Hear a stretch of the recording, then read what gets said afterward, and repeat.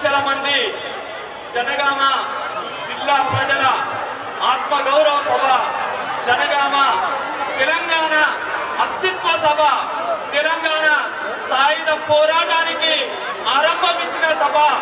ఈ గడ్డకు, ఈ జనగామ జిల్లాకు మద్దతు తెలపడానికి వచ్చిన రాష్ట్ర నాయకులకి మరియు జనగామ పుర ప్రముఖులందరికీ జనగామ జిల్లా ఉద్యమ వందనాలు.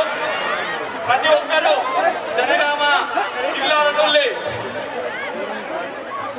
తమ్ముడు వాటర్ ప్యాకెట్లు విసిరేయద్దు, దయచేసి తమ్ముడు వాటర్ ప్యాకెట్లు ఎవరు కూడా విసిరేయద్దు. మనందరం తెలంగాణ జనగామ జిల్లా నుండి, తెలంగాణలో జిల్లాల నుండి సంవత్సరం నుండి మొదలైందని చెప్పేసి అందరూ అంటున్నారు.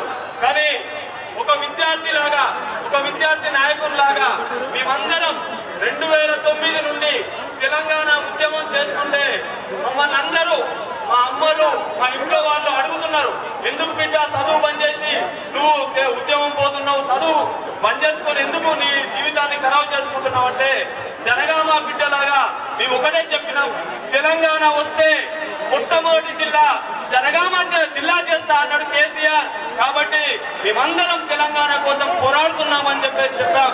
అదే విధంగా మేము తెలంగాణ రాష్ట్రం మొత్తంలో ప్రతి ఉద్యమంలో ముందుండి మేము ఈ ఉద్యమాన్ని చేసి తెలంగాణ సాధించుకున్నాం. ఇదే సభలో చెప్పాడు, ఇదే ప్రాంగణంలో చెప్పాడు కేసీఆర్ గారు, జనగామ కాబోయే 11వ జిల్లా జనగామలో అని చెప్పేసి చెప్పారు.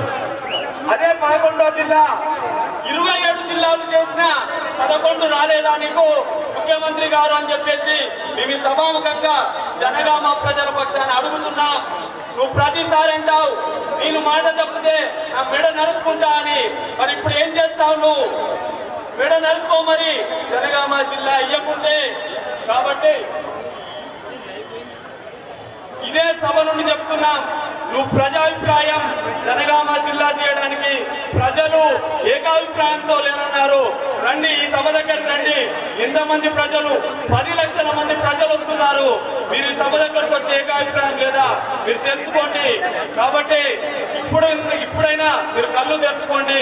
మీరు జనగామ అన్నది మీరు ఇచ్చిన మాట, మీ మాట నిలబెట్టుకొని తెలంగాణ తొలి ముఖ్యమంత్రిగా మీ గౌరవాన్ని నిలబెట్టుకోవాలని, తెలంగాణ అస్తిత్వాన్ని కాపాడాలని కోరుతూ ఈ అవకాశం ఇచ్చిన సభాధ్యక్షులకి ధన్యవాదాలు.